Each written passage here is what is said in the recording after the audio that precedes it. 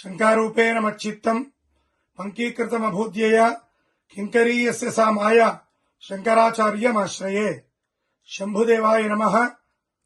1000 సంవత్సరాల నాటి శ్రీ శంభుదేవాలయం చోళరాజులచే నిర్మింపబడి జనమంచి వంశీకులచే పరంపరాగా నిత్య ధూప దీప నైవేద్యములతో పాటు శాంభవి శంభు కళ్యాణం ప్రతి సంవత్సరం వైభవోపేతంగా జరుపుకుంటున్నాం.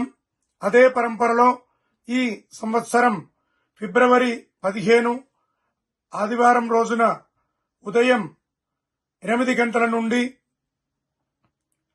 గురువందనం, భక్తులచే అభిషేకములు, సాయంకాలం 7 గంటల నుండి ఎదుర్కోళ్లు, శాంభవి శంభు కళ్యాణం, విశేషంగా 16 ఫిబ్రవరి సోమవారం రోజున ఉదయం అన్నపూజ, అన్నప్రసాద వితరణలో ఆస్తిక మహాజనులు, భక్తులు అందరూ పాల్గొని స్వామి యొక్క కృపను పొందుదాం.